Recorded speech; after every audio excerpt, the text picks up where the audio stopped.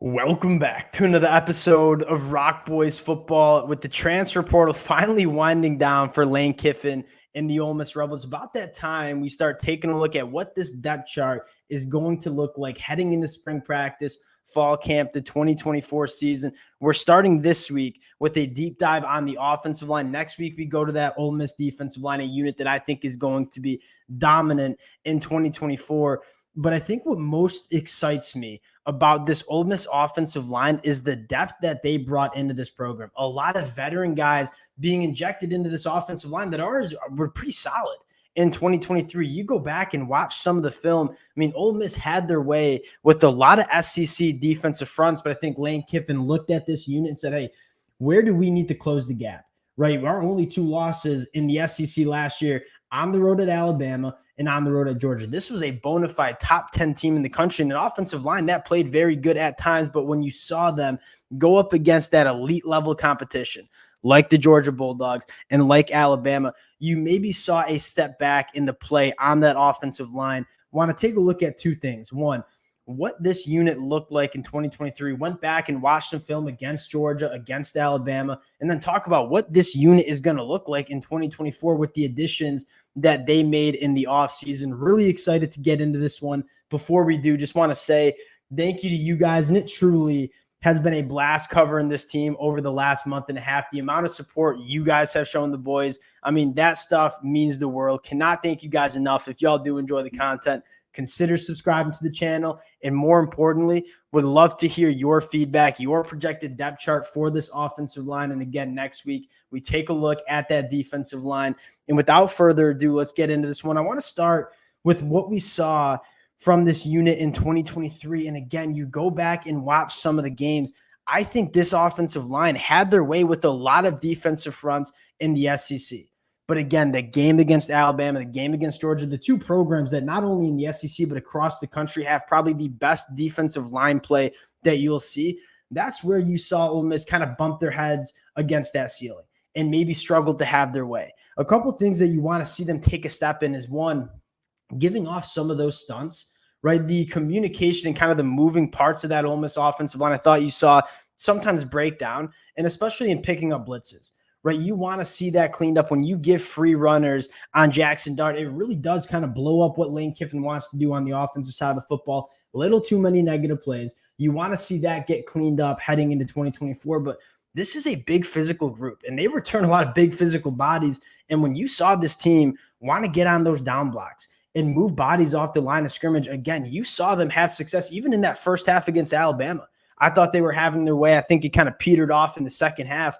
This Ole Miss offensive line, I think, was really solid in 2023, and I think gets a lot better in 2024. And I think the number one thing that excites me is the competitive depth that you have within this offensive line, right? You only lose two starters on that Ole Miss offensive line that played kind of significant snaps for Ole Miss in 2023, but you bring in a ton of veteran talent through the transfer portal. And I think when you look across the country and look at some of the best offensive line units, as a Michigan fan, I can kind of attest for this at Michigan, the competitive depth is probably one of the most important attributes of an elite offensive line.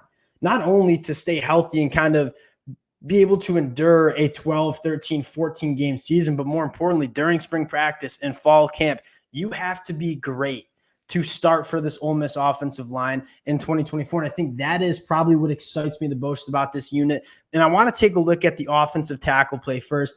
Getting Micah Pettis back at right tackle, struggled through some injuries. When you saw healthy Micah Pettis, I thought Micah Pettis played a phenomenal season in 2023. 307 pass for opportunities, only 16 pressures, and I think most importantly, a healthy Micah Pettis going into 2024, I think can be a very solid right tackle. Love how he gets in the run game. But I think one of the biggest and probably one of the most under the radar additions that Ole Miss has made in the transfer portal is left tackle Diego Pounds, who I think is a plug and play starter at the SEC level. You take a look at Diego Pounds in his numbers in pass pro last year, 470 pass pro opportunities, only gave up 13 pressures. And I went back to watch Diego Pounds against some of the more elite defensive linemen in the ACC, watched them against Clemson and watched them against Duke. And I thought Diego Pounds had two of his best games of the season against some of that quality competition, because the big question you have is, hey, jumping from the ACC to the SEC, especially along the line of scrimmage, that is a big jump. And so can Diego Pounce handle that? And I think you're really excited about what he can do when you see him play against Clemson with an elite defensive line. And when you see him play against Duke, who is very solid up front. Diego Pounce having his best game probably against Clemson, I think really excites you about how he translates to the SEC for this Ole Miss team. And you look at the tackle play. I mean, you throw in a guy like Jaden Williams, who maybe struggled a little bit against Penn State, but I think played a decent game against Alabama when he came in.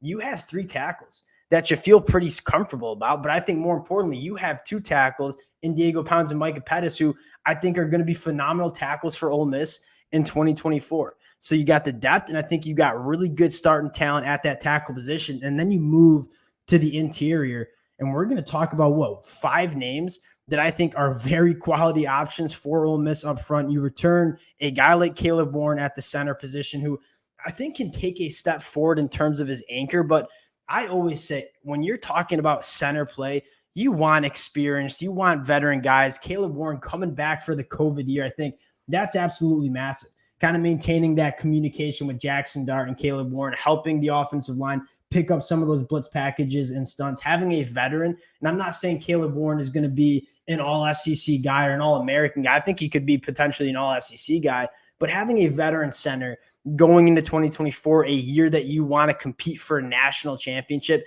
I think is absolutely massive. Then you start looking at that guard spot. I want to start with the Washington transfers and Nate Kalepo and Julius Bilo.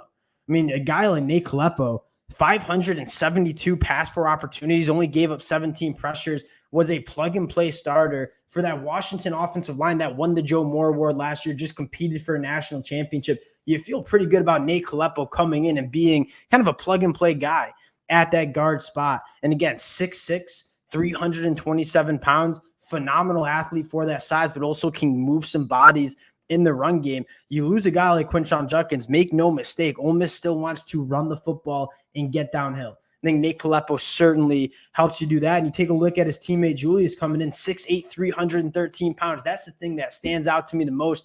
These guys are big dogs who are also very, very athletic. 407 pass pro opportunities, 21 pressures for him. He's a guy that I don't know if he's a plug-and-play starter because I like some other guys on the inside, but you talk about that competitive depth. This was a guy that started games for Washington, a team that just played for a national championship, and he comes in and is going to be battling for a starting spot on that inside of the offensive line. You take a look at the 2 guys, or I should say one guy returning in Jeremy James, who I think also gives you a little right tackle versatility. 421 pass pro opportunities, only 16 pressures. That's a guy that you feel really comfortable having played a lot of football, but also a guy that is being a veteran kind of staple in this offense. And then you go out and get Southern Miss Jerquan Scott, who a guy that's played phenomenal at the group of 5 level. I think the craziest part is we're talking about Julius Bilo. We're talking about a guy like Jeremy James. We're not even sure who's going to be starting on this Ole Miss offensive line. I listed 5 guys that I probably feel comfortable with Ole Miss trotting out at that inside spot. There's only 3 spots. So what does that tell me? During spring practice, during fall camp, you are going to have to be great to earn a starting spot on this Ole Miss offensive line. I think that's what excites me the most is, one, you have a lot of veteran bodies in this offensive line, and you don't really have any questions going in. And you look across the college football landscape at a lot of other teams that are competing for national championships or have at national championship aspirations. Even some of those programs have some questions about who's going to be starting at what position. They might still look to be adding a name in the transfer portal. Ole Miss goes out and lands 4 transfers, that have a shot at starting on an Ole Miss offensive line that already returns 3 starters from a unit that was pretty good. That's probably what excites me the most is, again, we'll have to kind of keep our ear to the spring practice notes and kind of take some notes on who is kind of emerging as that starting 5. But at the end of the day, your goal of a college football offensive line is to get the 5 best guys in that room starting on your offensive line. You have some position versatility. You have a ton of depth, and you take a look at what this starting 5 is going to be for Ole Miss heading into 2024. You don't have that many questions. Now, next week, we take a look at the defensive line, and we'll kind of continue to work through this Ole Miss roster. But having gone back and watching what Ole Miss's offensive line looked like in 2023, overall, a very pretty solid unit. And then they add 4 guys that I think are potential starters on that offensive line. You're feeling really good about what Ole Miss is bringing to the table on that offensive line heading into 2023 again, or 2024, excuse me. Next week, we take a look at that Ole Miss defensive line, a unit that I think is going to be freaky in 2024. Extremely excited to do so. Again, appreciate you guys rocking with the fellas. If y'all do enjoy the content, consider subscribing to the channel, and we'll talk to y'all later.